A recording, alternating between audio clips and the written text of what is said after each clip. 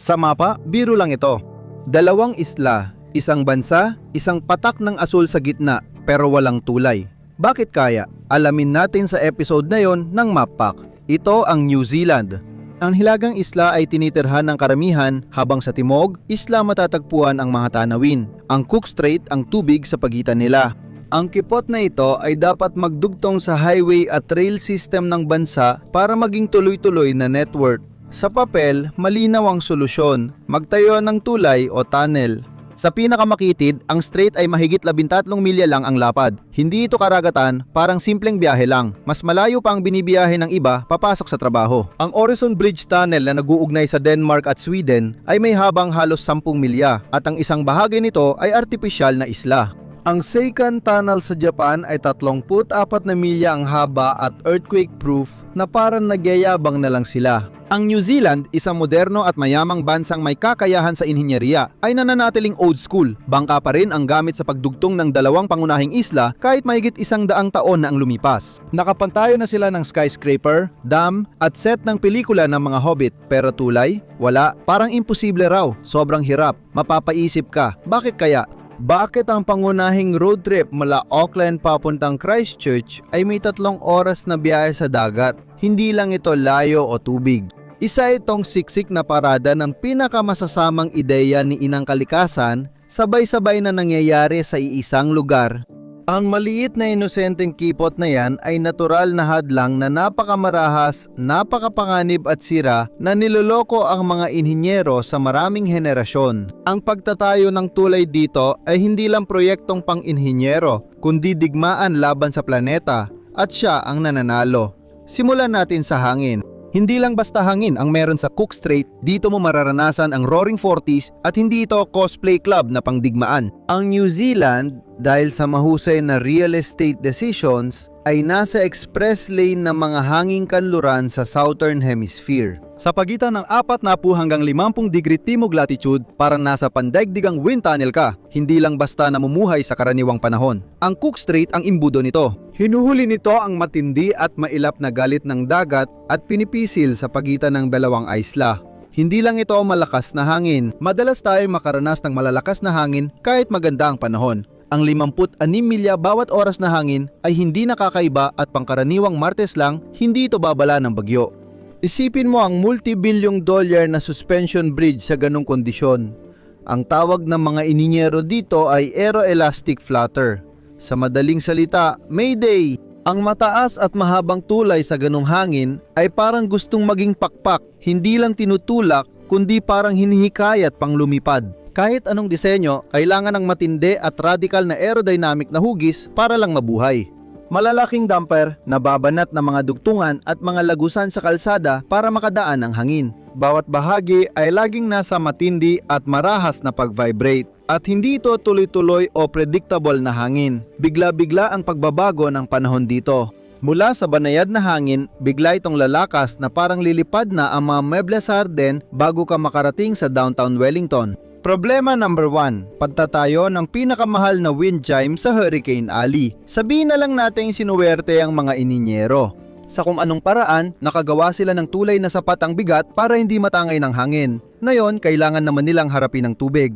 At ang tubig sa Cook Strait ay masasabi mong mas malala pa kaysa sa hangin. Ito ay purong, walang halong likidong kaguluhan. Heto ang problema. Magkaiba ang schedule ng pagtaas at pagbaba ng tubig sa dalawang dulo ng strait na parang kakaibang magkapareha sa dagat.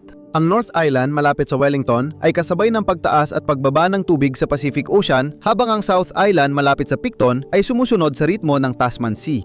Parang dalawang nakatira sa iisang bahay na gustong gamitin ang parehong kusina pero magkaiba ng oras ng tulog. Talagang nagdudulot ito ng malaking hindi pagkakatugma.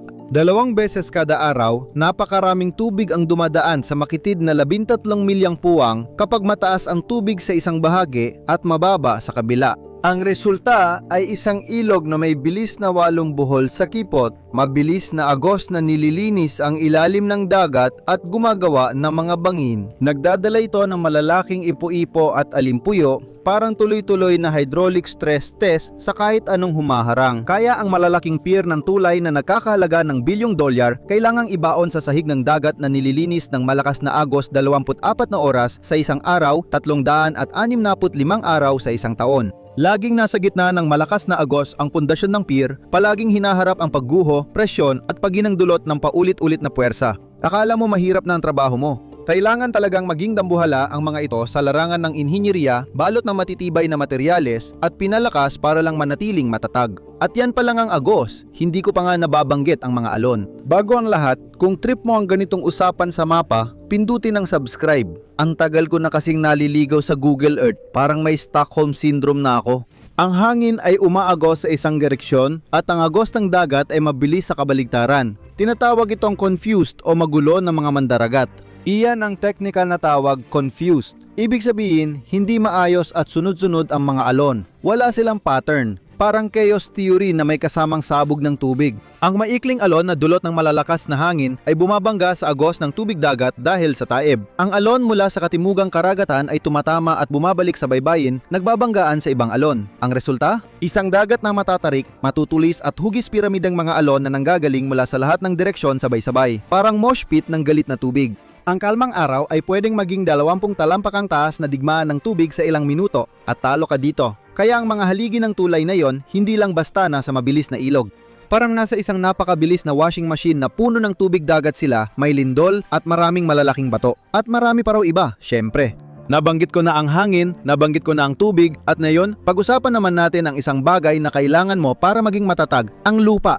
Dito kadalasang humihinto ang mga inhinyero sa pagkuha ng nota at nagsisimulang maghanap ng ibang karera sa Google. Ang lupa sa ilalim ng Cook Strait ay sa payak na terminong geolohikal, ganap na sirang-sira, parang mundo matapos ang matinding aksidente ng tren. Parang sinabing pwede na yan ng mundo nang mabuo ang New Zealand. Ang bansa ay naipit sa gitna ng mga tectonic plate, hindi sa ibabaw kundi sa pagitan nila. Ang Pacific Plate ay bumabangga sa Australian Plate sa ilalim nito at nandoon ang New Zealand na ipit sa gitna. Sa Cook Strait ang sentro ng banggaan. Ang lugar ay puno ng maraming aktibong fault. Ang Marlborough Fault System, ang Alpine Fault, nandoon ang buong grupo. Isa itong sapot na malalalim at mababangis na bitak sa crust ng mundo. Dito, ang lindol ay hindi lang minsan sa isang siglo na panganib, kundi parang pwede ba bukas na sitwasyon. Ang mataas na aktibidad ng lindol ay maliit na salita para dito. Noong 1848 may lindol na sobrang lakas na permanenteng itinaas ang ilang bahagi ng daungan ng Wellington. Noong 2013 tumama ang 6.6 magnitude na lindol sa gitna ng kipot. Nagdulot ito ng milyong pinsala at nagpaalala sa dalawang isla na ang matibay na lupa ay optimistikong ideya lang. Nagsisimula ang totoong bangungot kapag tinangkang iangkla ang tulay sa ilalim. Saan mo ibaon ng pundasyon kung hindi patag at solidong granite ang ilalim ng dagat? Isa itong masalimuot at nakaumbok-umbok na ilalim ng dagat na may iba't ibang kalidad ng bato. Geologo, sana'y suwertihin. Ibig sabihin, may bahagi ng solidong bato at katabi nito ay malambot, basa at malapot na latak. Ang klase ng latak na kapag nagkaroon ng lindol ay nagkakaroon ng tinatawag na liquefaction. Yan ang panahon na ang matigas na lupa ay biglang nagiging parang kumunoy kapag ngiyanig ng lindol. Nawawala ang tibay ng istruktura, nagiging parang sabaw. Kaya ang pagtayo ng tulay dito ay parang pagsusugal sa ruletang geolohikal. Kailangan mong mag-drill ng malalim, gumastos ng malaki, at umasa na hindi biglang maghiwalay ang bedrock habang tinatayo pa lang ito. Dito nakakasundo ang lahat ng nagmamagaling na engineer. Kalimutan ang tulay dahil mahangin at maalon. Magtayo na lang ng tunnel. Mukhang maganda, pero ngayon haharapin mo pa rin ang parehong mga problema sa dilim. Unang-una, ang bored tunnel. Mukhang simple, itutok ang malaking TBM sa ilalim ng dagat at simulan ang paghukay. Kapag natamaan mo ang isa sa mga bitak, papasok ang mataas na presyon ng tubig dagat at magiging parang fountain sa ilalim ng dagat ang proyekto mo. Kahit matapos mo ito, ang susunod na lindol ay itutulak ang isang gilid ng lagusan ng ilang talampakan patagilid, kaya magiging pinakamahal na libingan ito sa mundo. Hindi rin madali ang immersed tube na opsyon dahil kailangan munang maghukay ng matibay na kanal sa malakas na agos ng tubig dagat na agad bumubura sa hukay.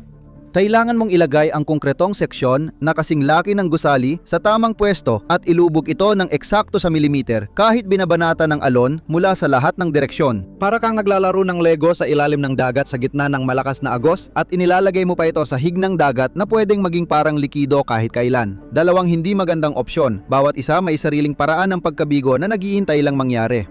Sa mahigit isang siglo, tumayo ang mga matinong tao sa tabi ng tubig, tumingin sa magulong pagitan, at naisip, oo, gagana ito. Nanggangarap sila ng konkreto at bakal na sa wakas ay magpapaamo sa Cook Strait para gawing madali at simple ang biyahe sa pagitan ng mga isla na parang balewala ang pisika. At sa bawat pagkakataon, walang palya, napipilitan silang magkwenta. Nawawala ang kulay sa kanilang mga muka. Ang malabayaning musikang tumutugtog sa isip nila ay unti-unting nawala at tahimik silang lumayo. At ang pinakamagandang bahagi, ang mga tao ay nakakaroon ng ganitong eksaktong panaginip ng higit 100 taon na. Balikan natin ang nakaraan, 1904.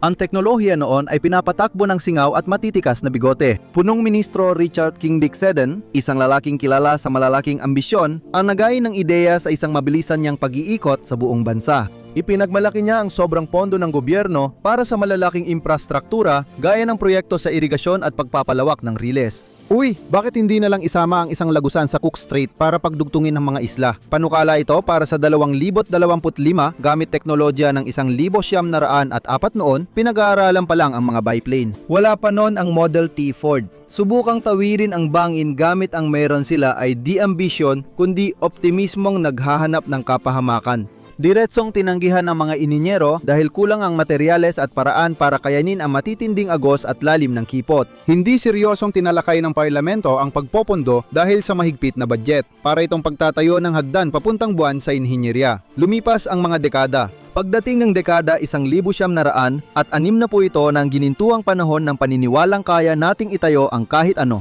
Nuclear energy, space travel, matinding kumpiyansa at halos libreng konkreto. Lalo pang sumigla ang rail network matapos ilunsad ang Aramoana noong 1962 ang unang roll-on roll-off rail ferry sa New Zealand. Makakatawid na ang mga tren sa kipot. Baka panahon na para harapin ang Cook Strait sa pamamagitan ng permanenteng lagusan. Seryoso na ang usapan at may geological survey na ginawa. Pinatalas ng mga inhinyero ang lapis na parang sandata. Napuno ang papeles, may paniniwala, pero pagkatapos, wala. Bumalik ang mga numero. Muntik nang mag-empake at umalis ang accounting department. Tinaya ang gasto sa 10-10 milyon. Malaking halaga yun noon. Totoo ang mga panganib. Ayon sa survey, ang karaniwang lalim ng Cook Strait ay 420 talampakan. Pero umaabot ito sa higit 985 talampakan sa ilang bahagi na lalo pang nagpapakapanabik. Isama mo pa ang hangganan ng Pacific at Australian Plate na kilala sa pagbabago ng tanawin, siguradong may problema ka na. Hindi na-impress ang planeta sa optimismo noong kalagitnaan ng siglo. Ang Cook Strait ay hindi lang tubig, kundi isang geological na sumpong. Lumundag tayo sa dekada 1980 at 1990 at pareho pa rin ang kwento. May magandang ideya na nauwi sa isang accountant na umiiyak. At dito na tayo sa kasalukuyan. 2018, 2014 at malamang pati 2028. Paulit-ulit ang siklo, halos nakakaaliw. Ganito ang takbo nito. Nagkaproblema ang lumang ferry dahil sira ang makina, kinansela ang biyahe at nagulo ang mga plano sa bakasyon. Nagpapanik ang mga dayaryo, binubuklat ang mga lumang tala at hinahanap ang laging nakahandang headline. Panahon na ba para sa tulay? Tawagin ang mga eksperto. Ang mga hiyologo, seismologo at inhinyero ay tinatawag para muling durugin ang mga pangarap. Hindi pa panahon. Masamang ideya pa rin ito at mananatiling ganoon. Mahilig ang mga tao na ituro ang ibang bansa. Ang Seikan Tunnel ng Hapon, 33 milya ang haba. Oo, kamangha-mangha talaga yon at ginawa rin nila ito para pagdugtungin ang mga pangunahing isla ng Honshu at Hokkaido na may higit 100 milyong populasyon. Mas mataas ng bahagya ang demand kaysa Picton Wellington. Kumusta ang Channel Tunnel? 31 milyang konkretong nag-uugnay sa Inglaterra at Pransya. Well, binutas nila ito sa isang matatag, pare-pareho at napakagandang patong ng batong chalk. Pinakamadali at pinakaligtas itong material para sa paggawa ng tunnel. Samantala, parang geological crime scene lang ang Cook Strait na pinagsama ng stress at masasamang intensyon. Dagdag pa, may gastos pa. Hindi na ito proyektong pang-infrastruktura lang. $50 bilyong yon sa minimum para sa bansa may 5 milyong tao. Malaking trauma ito na tatagal sa maraming henerasyon. Wala pang feasibility study ang nagsabing iba ito, maliban sa isang pinansyal na sakuna. Pero magkunyari tayo. Pagbigyan natin ang engrandeng pantasya, nanalo ang New Zealand sa geological at pinansyal na lottery. Nakahanap ito ng bilyon sa ilalim ng pambansang una ng sofa, binaliwala ang lindol, winasak ang ulat pangkalikasan at binigyan ng blankong tseke ang mga inhinyero. Matapos ang 3 dekada, tumigas ang semento, naputol ang laso at naisulat ang kasaysayan. Sino ang makikinabang? Siyempre, mga kumpanya ng kargamento. Ang mga truck o tren nila ay pwedeng tumakbo araw at gabi 365 araw sa isang taon. Wala nang ferry schedule o booking, tuloy-tuloy na ang kasiyahan sa lohistika. Makakatipid marahil ang mga turista ng ilang oras sa biyahe mula sa Lord of the Rings set sa Wellington papunta sa mga bundok ng Lord of the Rings sa Queenstown. Mas madali pa yatang maglakbay sa Middle Earth kaysa inter-island transportasyon ng New Zealand. Baka bahagyang umangat din ang ekonomiya ng North Island. I-highlight ang kaunti sa sobrang formal na parang nasa spreadsheet. Tapos na, malaking panalo ito sa logistics, maliit na panalo para sa mga naiinip na biyahero at bahagyang dadag sa pambansang ekonomiya. Sino ngayon ang talo? Mas mahaba pa ang listahan na ito. Una, ang mga nagbabayad ng buwis. Iyong $50 bilyong na presyo, iyan lang ang numerong nilagay nila sa brochure para hindi ka mabigla. Totoong gastos, doble o triple pa. Paano mo babayaran yon? Sa sobrang taas ng toll, kakailanganin pa nila ng sarili nilang payment plan. Mag-aalsa ang mga kumpanya ng kargamento. Magkikibit balikat lang ang mga turista at lilipad na lang sa halip habang nakatengga lang ang tulay. Isang sobrang laki pero hindi nagagamit na monumento ng optimismo at maling pagkwenta. O kaya, sasagutin na lang ng gobyerno ang gastos nito habang buhay. Nagiging pambansang tradisyon ito, isang taunang alay sa mga Diyos ng sunk cost. Bawat ospital, paaralan at kalsada ay isinakripisyo para mapanatiling suportado ang dambuhalang konkretong albatros. Paano ang mga ferry operator tulad ng Inter-Islander at Blue Bridge? Lahat sila nabura agad. Hindi lang ito basta ilang bangka. Libo-libong espesyalisado, mataas ang sahod at pangmatagalang trabahong pandagat ito. Mga kapitan, navigator, marine engineer, crew at staff sa terminal, isang buong industriyang nawala dahil lang sa tulay. At nariyan pa ang masiglang bayan ng daungan na Picton sa South Island. Populasyon, 5,000. Ang buong ekonomiya nito ang mismong dahilan ng pag-iral nito. Ito ang ferry terminal kung saan nagsisimula o nagtatapos ang biyahe. Ang tulay o tunnel ay hindi daraan sa Picton. Kailangan nitong lampasan ito ng milya-milya. Ang bagong superhighway ay dadaan ng mabilis 12 milya ang layo. Magiging ghost town ang Picton. Isang relikya, isang karatulan na lang sa highway. Makaysay-say ang daungan, susunod na labasan. Huwag ding kalimutan ang mga katutubong iwi. Malalim at makabuluhan ang ugnayang kultural at espiritual ng mga lokal na Maori sa Kipot. Para sa kanila, hindi lang ito basta bahagi ng maalong katubigan. Lugar ito ng mga ninuno, alamat at pamana, buhay na bahagi ng kanilang pagkakakilanlan. Ang dekadang proyektong sumisira sa tanawin, nagpapayanig sa lupa at nagpaparumi sa tubig ay malaking paglapastangan. At ngayon, ito na ang pinakamalaki, ang dapat magpatigil sa usapan, ang seguridad ng buong bansa. May sistema kang kayang umangkop pero ginawa mo itong sistemang madaling bumigay. Ngayon, may 2 kumpanya at maraming barko. Kapag may bagyo, maghihintay ka. Kapag nasira ang bangka, may kapalit agad at tuloy buhay. Pero ang tulay o lagusan, iisa lang. Kapag may aberya, parang doon na tayo mamumuhay. Isang malakas na lindol ay maaring maghati sa bansa at hindi tiyak kung kailan ito muling magkakaugnay. Isang bangka lang ang bumangga, isang truck lang ang nasunog, o isang pagkakamali lang at mapapahinto ng matagal ang buong freight network ng bansa. Nagtayo kayo ng isang puntong kapag pumalya, damay ang lahat, isang pambansang Achilles heel, kapalit ng murang-murang halaga na $100 bilyong. Ang buong pambansang supply chain, lahat ng pagkain, gasolina at gamot para sa South Island, inilagay sa isang napakadelikado, napakamahal at napakahinang basket. At kung hindi pa sapat ang lahat ng yan, ang hangin, ang tubig, ang lindol, ang gastos, ang napakalaking panganib, may isa pang huling problema, ang mga buhay dagat. Hindi bakante ang Cook Strait. Isa itong pangunahing daanan ng mga hayop dagat. Orca, mga dolphin, mga balyenang humpback, asul na balyena at maliliit na penguin parang rush hour sa ilalim. ilang taon ng pile driving, dredging at pagsabog. Para nagtayo ka ng sound system ng nightclub sa ilalim ng nursery ng ospital at pinamax volume mo ito habang buhay. Isa itong ganap na abisong nagpapaalis sa mga nilalang sa lugar. Ang banggaan ng barko ay tiyak na mangyayari, hindi lang basta panganib. Ito ang bahagi na ayaw marinig ng karamihan dahil hindi ito malaki, makintab o bago. Ang pinakamainam na solusyon sa pagtawid sa Cook Strait ay ang mayroon na sila, mga ferry. Hindi ito kaakit-akit o pambansang simbolo, pero practical talaga. Sa Cook Strait, praktikalidad ang mahalaga sa kaligtasan. Ang ferry ang tulay rito, isang roll-on, roll-off na himala ng loistika at kapeina. Diretso ang State Highway isa sa deck.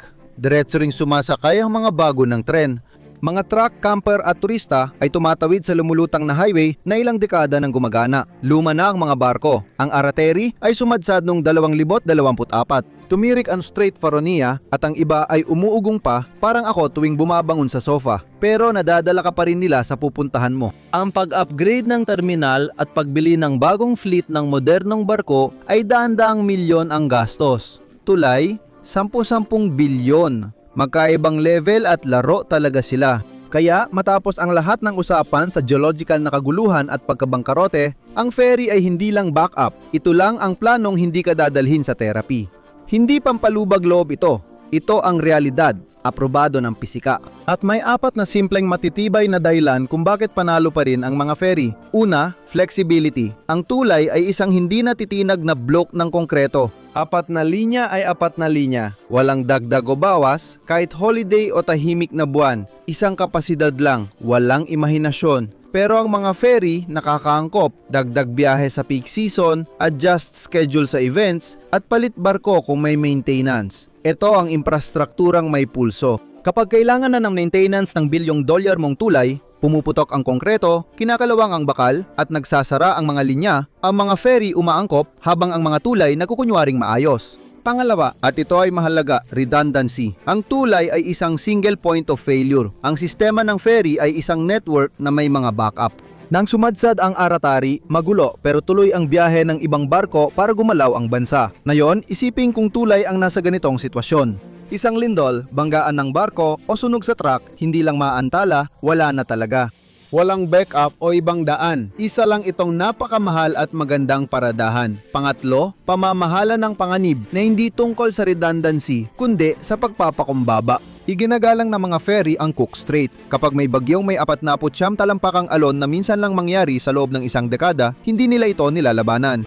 Naghihintay sila, itinatali ang barko, umiinom ng kape, hinahayaan ng kalikasan na ilabas ang galit nito. Sa isang malakas na lindol, ang mga barko ay basta lang lumulutang. Ang tubig ay umaalon. Oo, may ilan na pwedeng magsuka, pero hanggang dun lang yon. Ang tulay, binabanatan nito ng kalikasan. Nakatayo lang siya roon, sinusubukang saluhin ang lakas ng isang napakalakas na lindol. O kung mamalasin, iyong isa sa 1,000 na dumarating ng mas maaga. Hindi yon katatagan. Iyan ay pag-asang walang basehan na ginawang konkreto, ikinakalat ng mga ferry ang panganib. Ang tulay ay maayos, buong yabang, at mapaminsa lang iniipon ng panganib mismo sa ibabaw ng fault line na matagal nang naghihintay sa eksaktong sandaling ito.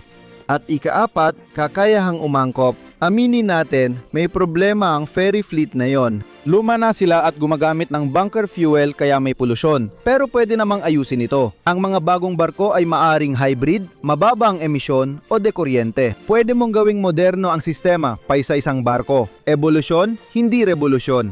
Subukan mong gawing eco-friendly ang isang 31 milyang tulay na konkreto at bakal na 10 milyong tonelada matapos itong may tayo. Hindi mo magagawa.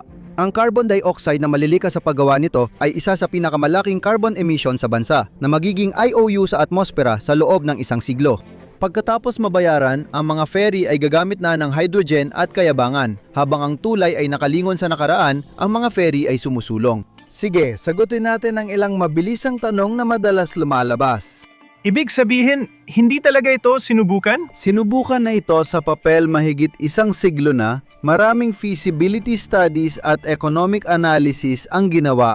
Ang problema, hindi ito pumapasa kapag kinukuwenta na. Tuwing may nako-compute ng gastos kumpara sa panganib, tahimik na lang na itinatabi ang proposal sa isang malaking drawer na may label na baka balang araw. Hindi kakulangan ng pananaw, kundi dahil hindi nagsisinungaling ang mga spreadsheet. Pwede ba nating taasan para maiwasan ng alon? Nakakatuksong ideya yan.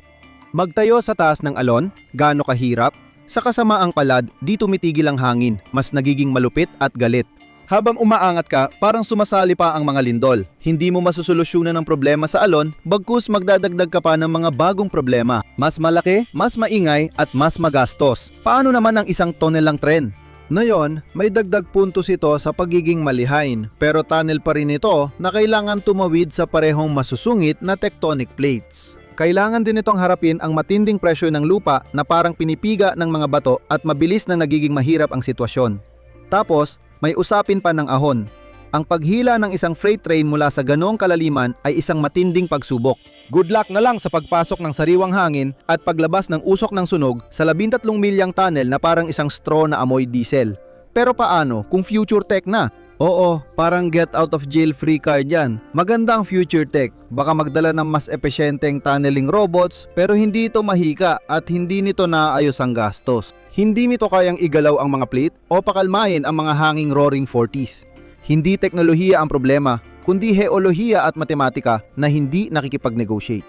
Ang kawalan ng tulay sa Cook Strait ay hindi kabiguan o palatandaan ng New Zealand na nahuhuli o tamad, kundi ng katinuan. Isa itong praktikal, makatuwiran at matalinong desisyon na ginawa sa harap ng nakakatawang masamang heolohiya, katawa-tawang masamang panahon at ekonomiyang imposiblang tustusan. Panalo ang mga ferry. Panalo sila dahil sila ay flexible, may reserba, madaling mag-adapt at higit sa lahat, hindi isang $50 bilyong na pustahan laban sa lindol. Na-master nila ang kipot sa matalinong paraan sa pamamagitan ng pakikibagay rito, hindi sa pagpapanggap na si Poseidon. At yan mismo ang dahilan kung bakit walang tulay. Salamat sa pagsama sa akin ngayon. Sana nagustuhan mo ang video. Kung gusto mo pa ng ganito, mag-subscribe at i-on ang notifications. Malaking tulong yon. Maraming salamat ulit at magkikita tayo sa susunod dito sa MapHack.